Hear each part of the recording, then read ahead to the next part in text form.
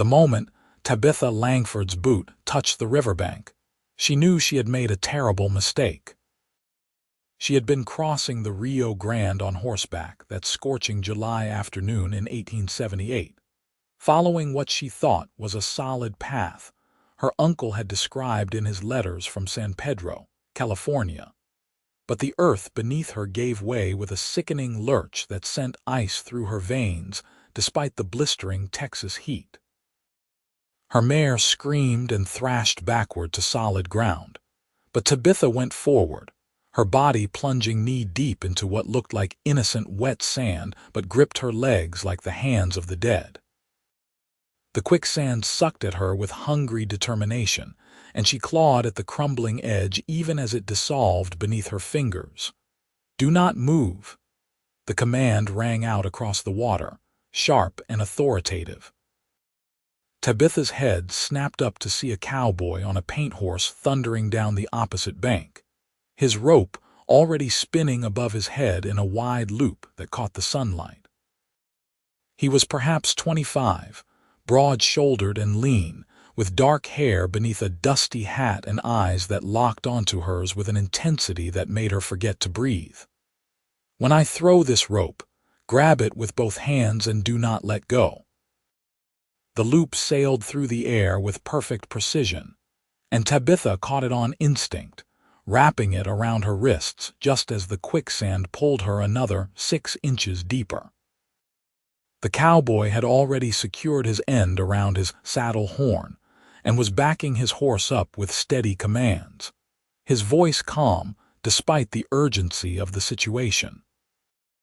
The rope went taut, cutting into her skin, but Tabitha held on with everything she had as the horse strained against her weight and the quicksand's terrible grip. "That is it. Just hold on," the cowboy called, dismounting now and moving to the edge of the solid bank where he could pull hand over hand while his horse maintained the tension. His muscles bunched beneath his worn shirt as he hauled her forward inch by inch, fighting the sand that wanted to keep its prize. Tabitha could feel her legs beginning to come free, the suction releasing with obscene wet sounds that would haunt her dreams. "You are doing fine. Just keep holding that rope. I will not let you go." It felt like hours but was probably only minutes before Tabitha finally broke free of the quicksand's grip, and the cowboy dragged her onto solid ground where she collapsed, gasping and shaking. Her legs were covered in wet sand up to her thighs, her dress ruined, her entire body trembling with exhausted terror. The cowboy knelt beside her immediately, his hands surprisingly gentle as he checked her for injuries, his face close enough that she could see the concern etched in every line. "Are you hurt? Did you twist anything?" His voice was softer now, with a hint of southern gentility beneath the western drawl. Up close, she could see his eyes were a striking gray-blue, like storm clouds over the prairie, and there was a small scar above his left eyebrow that gave him a slightly dangerous look, despite his obvious concern. "I do not think so," Tabitha managed, her voice shaking almost as badly as her hands. "Just frightened half to death. Thank you. You saved my life." "Ezekiel Quinn," he said, offering his hand to help her sit up properly. "And you are very welcome, though I am sorry you had such a rough welcome to Texas. That stretch of bank has fooled more than one traveler." "Where were you heading in such a hurry?"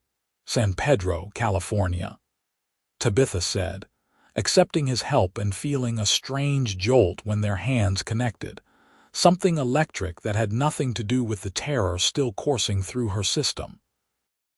"I was supposed to meet the westbound stage in Del Rio, but my mare threw a shoe 20 miles back and I thought I could make up time by cutting across here. Clearly that was foolish." Ezekiel's mouth quirked in what might have been amusement under different circumstances. "Del Rio is another 15 miles south, and you would have been heading into rough country alone. You are fortunate the quicksand got you before the desperados did." He stood, offering his hand again, and pulled her to her feet with easy strength. "My ranch is about 3 miles east. You can clean up there, and I will take you to Del Rio in the morning. Your mare ran off, but she will likely circle back or head for water. We can look for her." Tabitha knew she should refuse, should insist on continuing alone despite everything, but her legs were still shaking, and the sun was already beginning its descent toward the horizon. A night alone in this country would be dangerous at best, and this man had just risked his life to save hers. There was something in his eyes, too, something honest and steady that made her feel safe despite barely knowing him. "I could not impose like that," she said, but without much conviction. "It is not an imposition," Ezekiel replied, already moving to gather his horse. "It is frontier hospitality, and besides, I would not sleep a wink tonight knowing I left a lady alone out here after what you just went through. Come on, you can ride double with me. Thunder here will not mind the extra weight for a few miles." Tabitha found herself agreeing, and moments later she was seated behind Ezekiel on his paint horse, her arms wrapped around his waist for balance as they headed east into the gathering dusk. She could feel the solid warmth of him through his shirt, the steady rhythm of his breathing, and despite everything that had happened, she felt safer than she had in weeks of traveling. The landscape rolled past in shades of gold and amber, the endless Texas sky stretching overhead like a promise, and Tabitha found herself wondering about this cowboy who had appeared exactly when she needed him most. "What brings you to San Pedro?" Ezekiel asked after they had ridden in comfortable silence for a while. "Family. My uncle owns a dry goods store there," Tabitha explained. "He wrote that he needs help managing it, and I needed a fresh start. My parents passed 2 years ago back in Missouri, and I have been working as a school teacher in a town that does not much appreciate education. The opportunity to go west seemed like the answer to a prayer." "I am sorry about your parents," Ezekiel said, and she could hear the genuine sympathy in his voice. "Losing family is never easy, but San Pedro is a good town from what I hear, growing fast with the railroad coming through. Your uncle is smart to expand his business now. What about you?" Tabitha asked, curious now. "How does a cowboy end up ranching alone in the middle of Texas?" "It is not much of a ranch yet," Ezekiel admitted. 200 acres and maybe 30 head of cattle, plus some horses I am training to sell to the army. I came out here 5 years ago from Georgia, after the war left everything back home in ruins. My father and brothers died at Gettysburg, and my mother passed the winter after. Texas offered a chance to build something new, somewhere nobody knew my name or my history. It has been hard work, but it is mine, you know. Every fence post and corral rail represents something I built with my own hands." There was pride in his voice, but also loneliness, and Tabitha understood that feeling in her bones. They were both people trying to outrun grief, searching for new beginnings in a landscape that promised both freedom and hardship in equal measure. The connection she felt with him deepened, becoming something more than just gratitude for her rescue. The ranch appeared as the last light was fading from the sky, a modest but well-maintained spread with a small cabin, a barn, and several corrals. Ezekiel helped her down from the horse with careful hands, and Tabitha could see him evaluating her condition in the lamplight that spilled from the cabin windows. She must look terrible, covered in dried sand and river water, her hair falling out of its pins, but his expression held only concern. "There is a water pump around back and a basin in the cabin," he said, leading Thunder toward the barn. "I will see to the horse and give you some privacy. There is bread and dried beef in the cupboard if you are hungry, and I think I have a clean shirt that might serve as a nightdress until we can clean your clothes." Tabitha made her way into the cabin, surprised by how tidy it was inside. The single room held a narrow bed, a table with 2 chairs, a wood stove, and shelves lined with books that surprised her. She had not expected a lone cowboy to be a reader, but there were volumes of poetry, history, and even some novels that suggested depths she had not anticipated. She pumped water into the basin and scrubbed the sand from her legs and arms, washing her face and hands until she felt almost human again. Her dress was ruined beyond repair, and she reluctantly accepted the shirt Ezekiel had left folded on the bed. It fell to mid-thigh on her, and she felt scandalously underdressed, but there was no help for it. When Ezekiel returned, he kept his eyes carefully averted from her bare legs and focused on building up the fire in the stove. "I will make coffee and heat up some stew," he said. "It is not fancy, but it will fill your stomach. You should eat something after the shock you had." They ate together at the small table, and Tabitha found herself relaxing despite the strange intimacy of the situation. Ezekiel was easy to talk to, with a dry sense of humor and an intelligence that matched the books on his shelves. He told her about the challenges of ranching alone, the constant battle against drought and predators, and the isolation that sometimes pressed on him like a physical weight. She told him about her students back in Missouri, the joy of watching children learn to read, and her dreams of maybe opening a school in San Pedro once she got established. "You love teaching," Ezekiel observed, watching her face light up as she talked. "That is rare, finding something you are truly passionate about." "What are you passionate about?" Tabitha asked, genuinely curious. Ezekiel was quiet for a moment, his fingers wrapped around his coffee cup. "Building something that lasts," he finally said.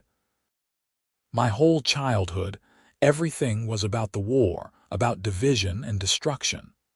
I want to create something here that will outlast me, that will stand as proof that a man can start over and make something good out of the ashes. Maybe that sounds foolish." "It sounds brave," Tabitha said softly, and meant it. Their eyes met across the table, and something shifted in the air between them, something that made Tabitha's breath catch in her throat. Ezekiel looked away first, clearing his throat and standing to collect the dishes. "You should take the bed tonight," he said. "I will sleep in the barn with the horses. It is not the first time, and I will be comfortable enough." "I cannot take your bed," Tabitha protested, but Ezekiel was already shaking his head. "You are my guest, and you have had a terrible day. Please, I will not hear another word about it." His tone was gentle but firm, and Tabitha found herself agreeing despite her reservations. He left her alone in the cabin with a lantern turned low, and she climbed into his bed, surrounded by the scent of leather and sage that seemed uniquely his. Despite everything, she fell asleep almost immediately, her body surrendering to exhaustion. She woke before dawn to the sound of a horse nickering outside, and when she peered through the window, she saw Ezekiel in the corral working with a young stallion, his movements patient and assured in the gray pre-dawn light. There was something beautiful about watching him work, the silent communication between man and animal, the way he never forced but always guided. Tabitha dressed quickly in her ruined dress, grimacing at the stiffness of dried river water and sand, and went outside to find her own mare had indeed returned and was contentedly eating hay in one of the corrals. "She showed up about an hour ago," Ezekiel called, seeing her. "Thirsty and tired but otherwise fine. I checked her over and she is sound. We can head to Del Rio after breakfast if you are still set on catching that stage." Something in Tabitha's chest tightened at the thought of leaving, which was absurd. She had known this man less than 24 hours, and San Pedro was waiting with her uncle and the new life she had planned so carefully. But standing in the dawn light watching Ezekiel Quinn work his horses, She felt something she had not felt since her parents died, the possibility of home. "What if I miss the stage?" she heard herself ask. "When is the next one?" Ezekiel paused in his work, turning to look at her fully. 2 weeks, he said carefully. "Why, I was thinking," Tabitha said, her heart pounding, "that perhaps I could help you around the ranch for a few days. To repay you for saving my life and giving me shelter. You said yourself ranching alone is hard work, and I am stronger than I look. I grew up on a farm before my father became a minister. I know how to work." She watched a dozen emotions cross Ezekiel's face, surprise and hope and caution all mingling together. "I would not feel right accepting unpaid labor from a lady," he said finally, "and people might talk." "Then pay me," Tabitha suggested, surprising herself with her boldness. "Room and board plus a small wage, enough to replace my dress and maybe buy a few supplies for the journey ahead. 2 weeks of honest work, that is all I am suggesting." It was not all she was suggesting, not really, and they both knew it. But Ezekiel nodded slowly, a smile tugging at the corner of his mouth. "I could use the help," he admitted. "And the company. It gets lonesome out here sometimes, talking only to horses and cattle. But we do this properly, you understand. I will not have your reputation damaged on my account." "Deal," Tabitha said, offering her hand to shake on it. When Ezekiel took it, his palm warm and calloused against hers, she felt that electric jolt again, stronger this time, and knew she was not the only one feeling it from the way his eyes darkened. The days that followed fell into a rhythm that felt surprisingly natural. Tabitha helped with the horses, learning to recognize each animal's personality and quirks. She mended tack and fences, cooked meals that were more elaborate than Ezekiel's usual bachelor fare, and in the evenings they sat outside and talked as the stars emerged overhead. She learned that he had taught himself to read after the war, determined to become more than just a farmhand. He learned that she had once dreamed of being a writer but had set it aside as impractical. They shared their fears and hopes, their grief and their determination to build better futures, and with each passing day the connection between them deepened. On the 4th day, a group of rough-looking men rode up to the ranch asking about horses for sale. Ezekiel dealt with them politely but firmly, and Tabitha noticed how he positioned himself between her and the strangers, his hand never far from the rifle leaning against the corral fence. After they left, he was quiet for a long time. "I am sorry you had to see that," he said finally. "This country attracts some hard characters, men running from something or looking for easy money. Most are just passing through, but it reminds me that having you here might put you in danger." "I can handle danger," Tabitha replied. "I crossed half the country alone, remember? Besides, I feel safer here with you than I have anywhere since my parents died." Ezekiel looked at her then with such naked longing that it took her breath away. "Tabitha, I need to tell you something," he said, his voice rough. "These past few days with you here have been the happiest I can remember in years. I know you have plans, a whole life waiting in California, but I cannot let you leave without telling you that I have feelings for you. Strong feelings. If there is any chance you might feel the same way, I need to know before you get on that stage." Tabitha's heart was racing so fast she thought it might burst from her chest. "I feel the same way," she whispered. "I've been trying not to because it seems so fast, so impractical, but Ezekiel, when I look at you I see everything I want. I see home." He closed the distance between them in 2 long strides, his hands coming up to cup her face with a tenderness that made tears spring to her eyes. "I am not a rich man," he said. "This ranch is all I have, and it is not much, but I can promise you that if you stay, I will spend every day of my life making sure you never regret it. I will build us a bigger house, expand the ranch, give you everything you deserve. Just say you will stay. Please." "Yes." Tabitha breathed, and then his mouth was on hers, kissing her with a passion that made her knees weak. She wrapped her arms around his neck and kissed him back with equal fervor, pouring all her hope and fear and love into that single perfect moment. When they finally broke apart, both breathing hard, Ezekiel rested his forehead against hers. "I will ride into Del Rio tomorrow and send a telegram to your uncle explaining the situation," he said. "And then I am going to marry you as soon as we can arrange it. I am not waiting 2 weeks or 2 days if I can help it. I have waited my whole life to find someone like you, and I will not waste another minute." Tabitha laughed, dizzy with joy. "That sounds perfect," she said, and kissed him again. They were married 3 days later by a circuit preacher who happened to be passing through Del Rio. Tabitha wore a simple blue dress purchased with the last of her traveling money, and Ezekiel wore his cleanest shirt and a suit jacket borrowed from the general store owner. The ceremony was brief but heartfelt, and when Ezekiel slipped a simple gold band on her finger, Tabitha felt a sense of rightness that confirmed every impulsive decision she had made since the riverbank nearly claimed her life. Their wedding night was spent in the small cabin that would now be her home, and Tabitha discovered that Ezekiel's gentleness extended to all aspects of their life together.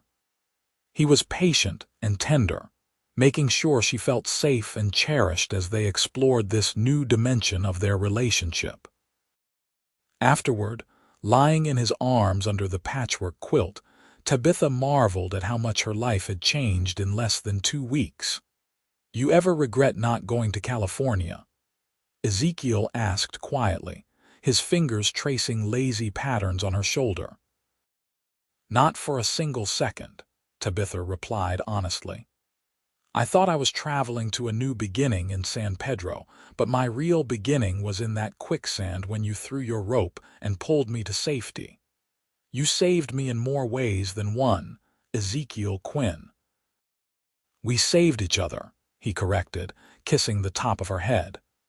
"I was drowning in loneliness before you came along. You gave me a reason to build something bigger than just survival. You gave me a future worth working for." The first months of marriage were an adjustment as they learned to navigate shared space and merge their lives completely. Tabitha discovered she loved ranching far more than she had expected, particularly working with the horses. She had a natural gift for gentling the wild ones Ezekiel brought in to train, her patience and soft voice complementing his strength and experience. Together, they made a formidable team, and the ranch began to prosper in ways it had not when Ezekiel worked alone. Tabitha also started teaching the children of nearby ranchers and homesteaders twice a week, setting up a small school in the barn that gave her the connection to education she had missed. Ezekiel built her proper desks and a chalkboard, proud of his wife's dedication to improving the community.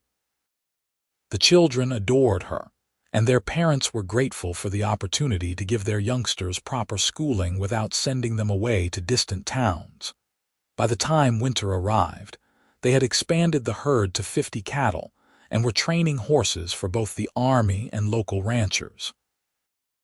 Ezekiel had begun building an addition to the cabin, determined to give Tabitha the larger home he had promised. They worked side by side on the construction, and Tabitha found deep satisfaction in literally building their future together, board by board. The winter was harsh, with freezing rain and bitter winds that tested them both. There were nights when they huddled together by the stove, the world outside reduced to howling darkness, and Tabitha thanked God for the solid walls and the warm body beside her. Ezekiel was attentive through it all, making sure she never went cold or hungry, that she had everything she needed to stay comfortable and safe. "I keep thinking about that day at the river," Tabitha said one evening as they sat together watching the fire. How the ground just gave way beneath me. How terrifying it was to feel myself sinking with nothing to hold on to. And then there you were, exactly when I needed you most. Do you think it was fate? Ezekiel considered the question seriously. I think it was luck and timing, he said. But I also think we made our own fate by choosing each other. You could have insisted on going to Del Rio that first day. I could have let you leave when the 2 weeks were up. We both decided to take a chance on something that probably looked crazy from the outside. That takes more than fate. That takes courage. Were you scared? Tabitha asked. When you saw me in the quicksand, terrified, Ezekiel admitted. I have seen men die in quicksand before. It is an awful way to go. When I saw you sinking, something in my chest just clenched up and I knew I had to save you or die trying. I did not know you yet, but I knew I could not live with myself if I did not do everything possible to help. Thank you for not letting go, Tabitha said softly. Of the rope that day and of me ever since. Never, Ezekiel promised, pulling her close. I will never let go. Spring brought new challenges and new joys. Tabitha discovered she was pregnant in March, and Ezekiel's reaction was everything she could have hoped for. He swept her up in his arms, spinning her around until she was dizzy and laughing, then set her down gently as if she were made of glass. His excitement was palpable, but so was his concern for her health and safety. You need to stop helping with the heavy work, he insisted. No more hauling fence posts or wrestling calves. I will hire someone to help with the ranch. I am pregnant, not an invalid, Tabitha protested, but she was secretly touched by his protectiveness. They compromised with her continuing the lighter tasks and her teaching while Ezekiel took on the more strenuous labor. He did hire a young ranch hand named Sam who proved reliable and hardworking, giving them the extra help they needed as the ranch continued to grow. The pregnancy was not easy. Tabitha suffered from terrible sickness in the early months, and there were days when she could barely keep food down. Ezekiel was patient and attentive, holding her hair when she was sick, bringing her weak tea and dry toast, reading to her in the evenings when she was too exhausted to do anything but lie still. His devotion never wavered, and Tabitha fell more deeply in love with him with each passing day. I am sorry I am so useless right now, she said one particularly bad morning after spending an hour being miserably sick. You are growing our child, Ezekiel replied firmly. That is the most important work there is. Everything else can wait, and you could never be useless to me, Tabitha. You are my whole world. By summer, the sickness had passed and Tabitha bloomed with health and energy. Her belly swelled with their growing baby, and she spent long hours sewing tiny clothes and preparing the nursery area Ezekiel had built in the new addition to the cabin. The house was truly theirs now, with 2 proper bedrooms, a larger kitchen, and a sitting room where they could entertain the neighbors who had become friends. The baby arrived on a hot September night in 1879, after a long and difficult labor that left both Tabitha and Ezekiel exhausted. But when the midwife placed their daughter in Tabitha's arms, a perfect tiny human with Ezekiel's gray-blue eyes and Tabitha's dark hair, every moment of pain was forgotten. Ezekiel cried openly as he held his daughter for the first time, his large hands impossibly gentle as he cradled her against his chest. She is perfect, he whispered. Absolutely perfect. What should we name her? Hope, Tabitha suggested, because she represents all our hopes for the future. Hope Elizabeth Quinn, Ezekiel said, trying it out. It is perfect. She is perfect. You are perfect. I am the luckiest man alive. The next few years were a blur of sleepless nights and baby milestones, of watching Hope grow from an infant to a curious toddler. The ranch prospered beyond their wildest dreams, and Ezekiel was able to purchase an additional 500 acres from a neighbor who was moving back east. They hired 2 more ranch hands and began breeding horses specifically for sale, developing a reputation for quality animals that brought buyers from as far away as Arizona.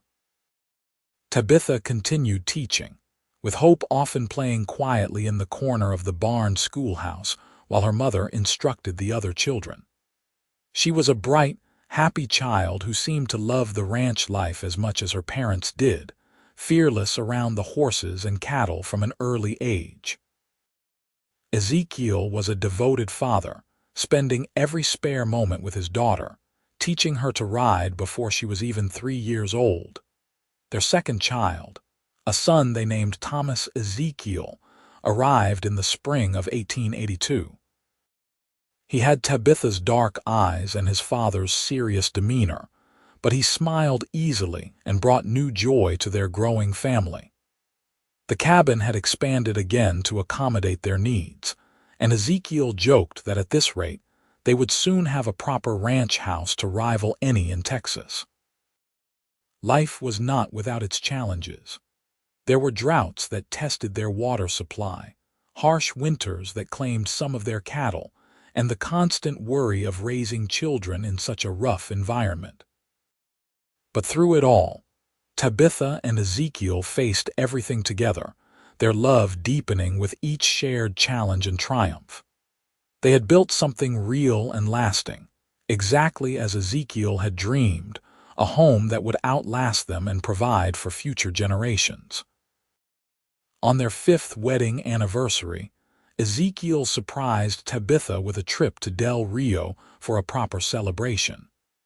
They left the children with a trusted neighbor and spent 2 days in town, staying at the hotel and dining in the restaurant like a proper courting couple. On the second evening, as they walked along the river under the stars, they passed the spot where Tabitha had nearly died in the quicksand all those years ago.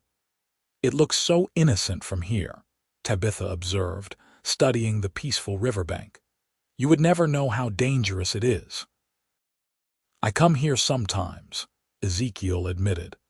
"When I am in town for supplies. I stand here and remember that day, how close I came to never knowing you. It makes me grateful for every single day we have together. I used to wonder what my life would have been like if I had made it to San Pedro," Tabitha said. "If I had never stepped on that riverbank, never needed rescuing. Would I have been happy working in my uncle's store? Would I have eventually married someone there and raised a family? But I cannot imagine it anymore. This life with you is the only one I want. You are the only one I want." Ezekiel pulled her close, kissing her with the same passion he had shown on their wedding day. "I threw you a rope that day," he said against her lips, "but you could have let go. You held on, Tabitha. You trusted me to pull you to safety, and then you chose to stay even when you did not have to. That took faith and courage. I am the one who should be grateful." "We can both be grateful," Tabitha suggested, smiling up at him. "Grateful for quicksand and cowboys with good aim. Grateful for second chances and new beginnings. Grateful for 5 years of marriage and 2 beautiful children and a life neither of us expected but both of us needed." "I will drink to that," Ezekiel agreed, and they returned to the hotel to toast their anniversary and their love. The years continued to pass in a steady rhythm of work and family and love. Hope grew into a skilled horsewoman who helped her father train the young horses, showing the same gift for gentling that her mother possessed. Thomas was quieter but equally capable, with a head for numbers that made him invaluable in managing the ranch's finances as he grew older. They added 2 more children to their family, another son named James and a daughter named Sarah, each one beloved and cherished. By 1890, the Quinn Ranch was one of the most successful operations in that part of Texas, spanning over 2,000 acres with herds of cattle and horses that were known throughout the territory. Ezekiel had built the large ranch house he had promised, a beautiful two-story structure with a wide porch where they could sit in the evenings and watch the sunset. Tabitha's school had expanded to include nearly 30 students, and she had written a series of primers for teaching reading that were being used in schools across Texas.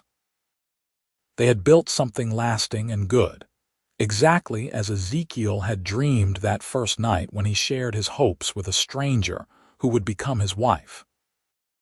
The ranch would outlive them, passing to their children and grandchildren, a legacy of hard work and love built on the foundation of one terrifying moment at a riverbank and a cowboy who threw his rope and never let go. On their 20th anniversary, their children threw them a celebration that brought together neighbors and friends from across the county. There was dancing and food and laughter, and Tabitha looked around at the community they had helped build, at the 4 healthy children who were growing into strong, capable adults, at the ranch that had become a landmark in the region, and felt a profound sense of contentment. "What are you thinking?" Ezekiel asked, coming to stand beside her on the porch while the party continued in the yard below. "I am thinking about how much can change in 20 years, Tabitha replied. "How a single moment can alter the entire course of a life. If that riverbank had not turned to quicksand beneath me, if you had not been riding past exactly when I needed you, none of this would exist. Our children would not exist. This ranch, this community, this life we built together, all of it came from one terrifying moment and one act of courage." 2 acts of courage, Ezekiel corrected. "Mine in throwing the rope and yours in holding on, in trusting me, in choosing to stay when you could have gone on to California and the safe, predictable life waiting there. You took a chance on a broke cowboy with nothing but dreams and determination, and you made all of this possible."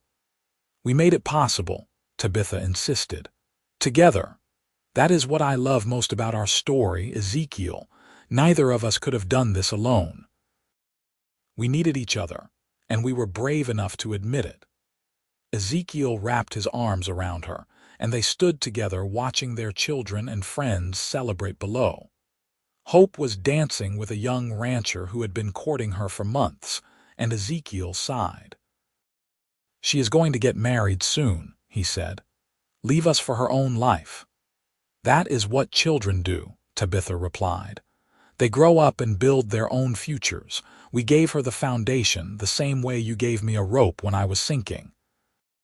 But she has to hold on herself now, make her own choices, build her own dreams." "When did you get so wise?" Ezekiel asked, kissing her temple. "About 20 years ago when I married you," Tabitha teased. "You have been a good influence on me, Ezekiel Quinn." "The feeling is entirely mutual, Mrs. Quinn," he replied, and they stood together in the gathering twilight, surrounded by the life they had built and the love that had sustained them through 2 decades of joy and hardship. The years continued their steady march, bringing changes and challenges as all years do. Hope did marry the young rancher, settling on a property adjacent to theirs where she and her husband raised cattle and children of their own. Thomas took over much of the day-to-day management of the Quinn Ranch, proving himself a capable and innovative manager who modernized their operations while respecting the traditions his parents had established. James became a veterinarian, studying in Dallas before returning to serve the ranching community that had raised him. Sarah, their youngest, inherited her mother's love of teaching and opened a proper school in the nearby town that had grown up around the railroad depot. Tabitha and Ezekiel gradually stepped back from the active work of ranching, though neither ever fully retired. They could not imagine a life that did not involve horses and cattle, sunrises over the prairie, and the satisfaction of a hard day's work. But they had more time now for each other, for long rides across land they had claimed and cultivated, for quiet evenings reading together or simply sitting in companionable silence. They became grandparents many times over, and their home was frequently filled with the sound of children's laughter and the chaos of family gatherings. Ezekiel proved to be a patient and devoted grandfather, teaching his grandchildren to ride and rope just as he had taught their parents. Tabitha read to them for hours, instilling a love of stories and learning that would serve them throughout their lives. On their 30th anniversary, their children organized another celebration, but this time it was a quieter affair. Just the family gathered for a meal and conversation. After dinner, Hope presented her parents with a beautifully made quilt that incorporated fabric from significant moments in their lives together. A scrap from Tabitha's wedding dress, pieces of Ezekiel's old work shirts, squares made from the children's baby clothes, and patches that represented the ranch and its history. "We wanted you to have something that showed the life you built," Hope explained, tears in her eyes. "Something that represented all the love and work and sacrifice that went into creating our family. You gave us everything, and we wanted to give you something back." Tabitha was crying openly as she examined the quilt, tracing the familiar fabrics with gentle fingers. "It is beautiful," she whispered. "The most beautiful thing I have ever seen. Thank you, all of you, for this and for being exactly who you are. You have made our lives so rich, so full of joy. We could not have asked for better children." That night, lying under the new quilt in the bed they had shared for 3 decades, Ezekiel pulled Tabitha close and said, "I think we did all right, you and I. Built something worth building. Raised children who turned out better than we ever dared hope. Created a life that matters." "We did more than all right," Tabitha replied. "We built something beautiful out of a moment of terror. We turned quicksand into solid ground, fear into love, loss into hope." "That is not just all right, Ezekiel. That is extraordinary. I love you," he said simply. "I have loved you since the moment I saw you fighting to stay alive in that river. I will love you until the day I die, and probably beyond that too." "I love you too," Tabitha replied. "Thank you for throwing that rope. Thank you for never letting go, even when I was difficult or scared or stubborn. Thank you for building this life with me." They were both in their 60s now, their hair silver and their faces lined with years of sun and laughter. But when Ezekiel kissed her, Tabitha felt exactly as she had on their wedding night, young and hopeful and desperately in love. Some things, she thought, did not change with age. Some loves only grew deeper and stronger with each passing year. The Quinn Ranch continued to prosper under Thomas's management, expanding into new breeding programs and modern ranching techniques that kept them competitive in the changing West.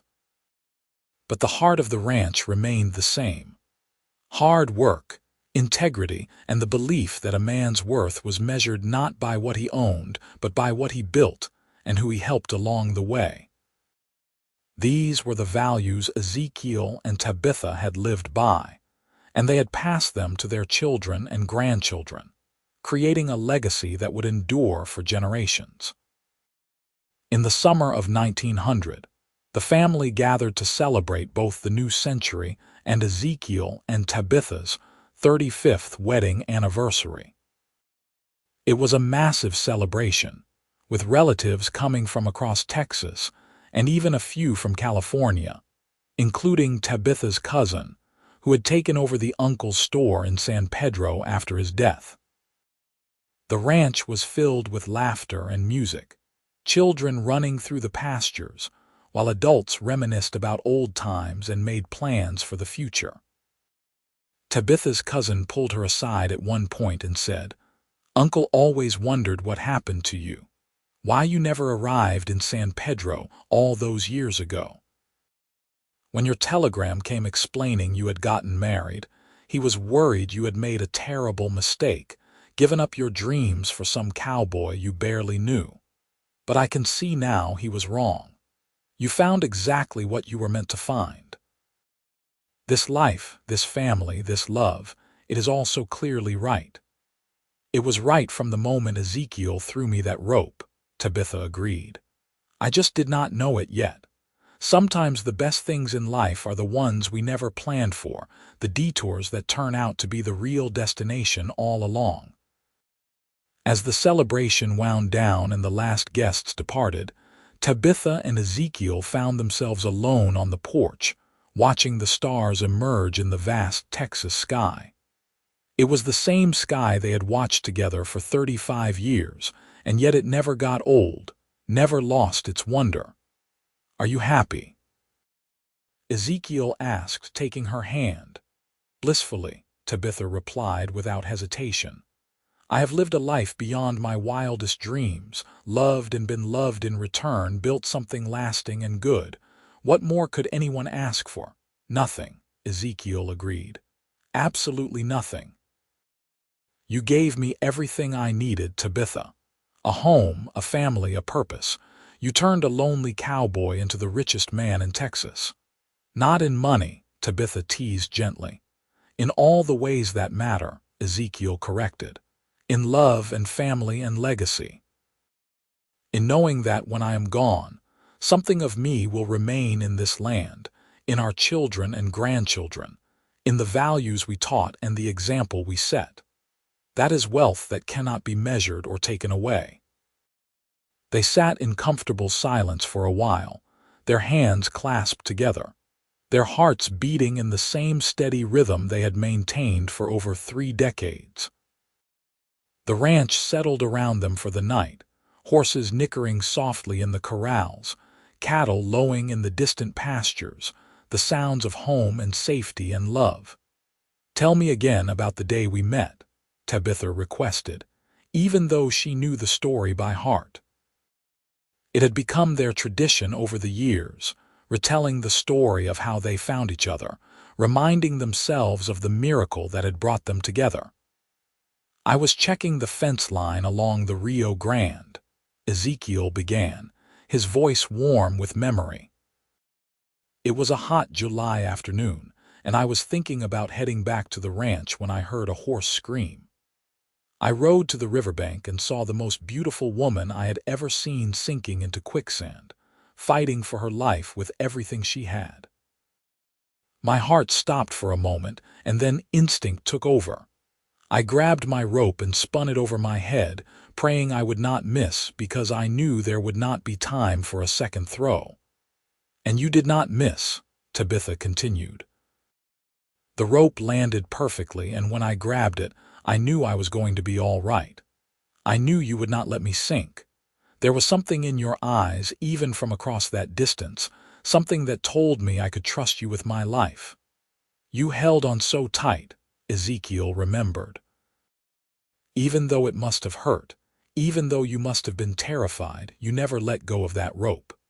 Thunder and I pulled you out, and when you finally reached solid ground, I knew my life had just changed forever. I did not know how yet, but I knew I had just met someone extraordinary." "And neither of us let go," Tabitha finished. "Not that day, not in 35 years.